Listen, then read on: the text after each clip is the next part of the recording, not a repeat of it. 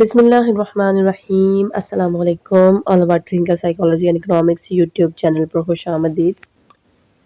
इस वीडियो में मैं आपको बहुत इंपॉर्टेंट क्वेश्चन का जो आंसर है वो सही तरीके से दूंगी, यानी कि शॉर्ट क्वेश्चंस का आंसर जो है वो कितने वर्ड्स में होना चाहिए।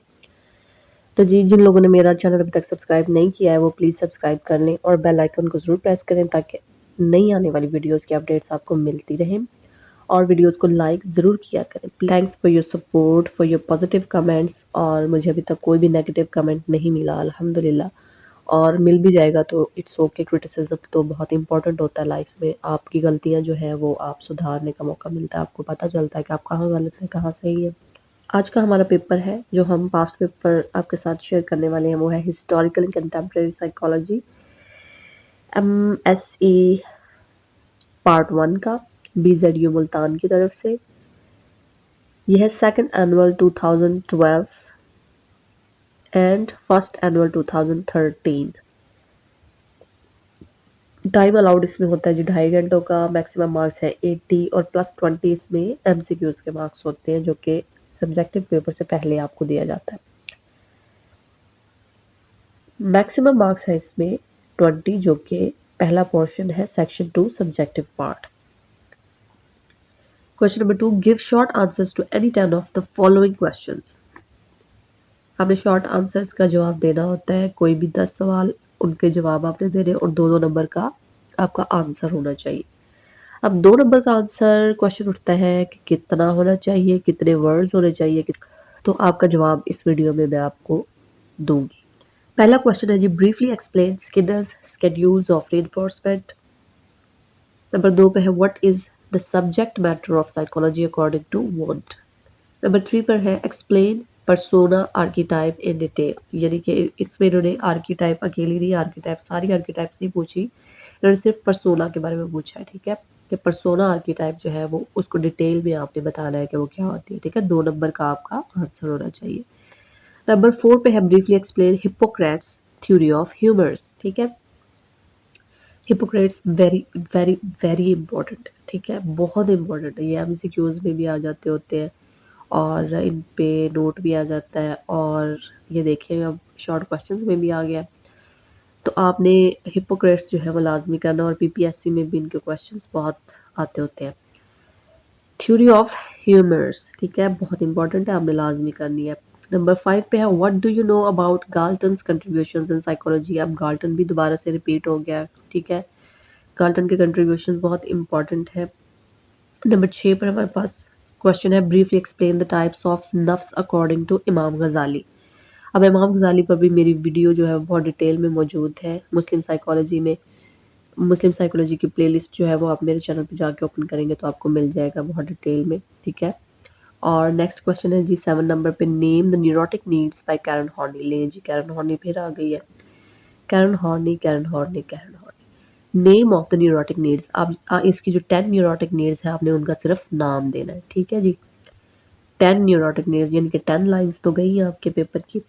8 नंबर पे है briefly explain McDougall's theory of instincts. अब मैकडॉगल ने जो थ्योरी दी है इंस्टिंक्ट्स की, उसके बारे में आपने थोड़ा सा एक्सप्लेन करना है, और आपने कितना एक्सप्लेन करना है अब ये मैं आपको चले बता ही देती हूँ यहाँ पे कि 2 नंबर का आपका जवाब जो है वो इतना होना चाहिए कि आप जब उन वर्ड्स को गिने तो वो 30 हो नंबर में। ठीक है, 30 वर्ड्स से ज़्यादा नहीं होना चाहिए, लेकिन अगर आंसर ऐसा है कि थोड़ा एक्सीड हो रहा है तो इट्स ओके, लेकिन 30 वर्ड्स आर इनफ। ठीक है, अब ये डिपेंड करता है कि आपने बड़े बड़े लफाज लिखे हुए हैं, लाइंस ज़्यादा घेर रही हैं, ठीक है, पेज ज़्यादा भर गया है, नेक्स्ट पेज पे भी चले गए हैं। ठीक है, तो वो आपकी राइटिंग पे डिपेंड करता है कि आप लफ्ज़ कैसे लिखते हैं, स्पेस कितनी देते हैं।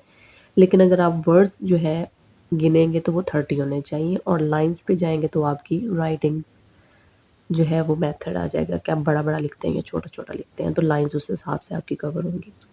तो जी 30 वर्ड्स आपके मैक्स होने चाहिए। नेक्स्ट क्वेश्चन है हमारे पास, व्हाट इज प्रैग्मेटिज्म। अब प्रैग्मेटिज्म जो है हिस्टोरियन कंटेम्प्रेरी साइकोलॉजी के जो पास्ट सॉल्व पेपर्स हैं उसमें मैंने प्रैग्मेटिज्म के बारे में भी जो है वो बताया हुआ है, सॉल्व करके दिया हुआ है जी, डेफिनेशंस दी हुई हैं इसकी। ठीक है, कि प्रैग्मेटिज्म क्या होता है। नंबर 10 पे who are new Freudians. New Freudians Freud के बाद आने वाले जो फ्राइडियंस हैं उनके बारे में बताना है। न्यू फ्राइडियंस कौन है, थोड़ी थोड़ी दो दो लाइन में आपने उनको बयान कर देना, ठीक है। 30 वर्ड्स वो आपने जहन में रखने हैं। नंबर 11 पर हमारे पास है briefly explain the laws of learning by Thorndike. ठीक है जी, ये दूसरी बार रिपीट हो गया है थॉर्नडाइक के बारे में। अब 12 पे है what is difference between classical and instrumental conditioning. अब क्लासिकल और इंस्ट्रूमेंटल कंडीशनिंग जो है इसमें क्या डिफरेंस है, इसमें क्या फ़र्क है, ये आपने बताना है। नंबर 13 पर है who introduced the concept of intervening variables, explain. Interesting. Who introduced the concept of intervening variable. अब जो इंटरवेनिंग वेरिएबल्स है, इंटरवेनिंग वेरिएबल्स किसने इंट्रोड्यूस कराया, ये कॉन्सेप्ट किसने दिया पहली बार, वो आपने बताना है। नंबर 14 पे है briefly explain Oedipus complex, very important. Oedipus complex, electro complex, या आपने लाजमी करने हैं। फ्राइड तो फ्राइड है, वो हर जगह घुस जाता है, ठीक है, वो आपने लाजमी करना है। 15 है briefly explain the influence of Darwin on functionalism. अब आप ये देख सकते हैं कि डार्विन का इन्फ्लुएंस किस पर पूछा गया है, मॉडर्न साइकोलॉजी पर भी पूछ लेते हैं, और अब यहाँ पर आप देख सकते हैं कि फंक्शनलिज्म पे डार्विन का क्या इन्फ्लुएंस है वो पूछा गया है, ठीक है। ये भी आपको उन्होंने घुमा के पूछा है। वीडियो डार्विन पे जो मैंने वीडियोस बनाई हैं 2 वीडियोस, आप जब वो पढ़ेंगे तो आपको पता चल जाएगा। सेक्शन 3 है एसे टाइप, मैक्सिमम मार्क्स हैं इसके 60। नोट है जी attempt any 3 questions, all questions carry equal marks, यानी 20 मार्क्स का एक क्वेश्चन है। क्वेश्चन नंबर 3 है compare and contrast the structure of personality as described by Freud and Jung. ठीक है जी, आपने इनको कंपेयर और कंट्रास्ट करना है, ये भी वीडियो में अपलोड कर चुकी हूँ अपने चैनल पे, फ्राइड और यंग का कंपैरिजन, ठीक है, तो वो आप चेक कर सकते हैं। द क्वेश्चन नंबर 4 है critically examine the main concepts of structuralism. अब स्ट्रक्चरलिज्म साख्तियत के जो है वो मेन आपने जो कॉन्सेप्ट्स हैं, जो ख्यालात हैं, तस्वुरात हैं, वो आपने बताने हैं 20 मार्क्स के, ठीक है। क्वेश्चन नंबर 5 है discuss the main points of difference between classical and new behaviourism.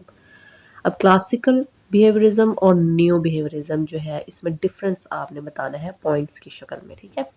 Question number 6 है briefly explain the historical background of modern psychology, very important, ये मैंने बताया था ना, ये क्वेश्चन लाजमी आता होता है, तो ये मोस्टली रिपीटेड क्वेश्चन है कि historical background of modern psychology, क्योंकि ये सब्जेक्ट है और मेन क्वेश्चन ये है। Question number 7 explain the contribution of 2 Muslim thinkers in psychotherapy.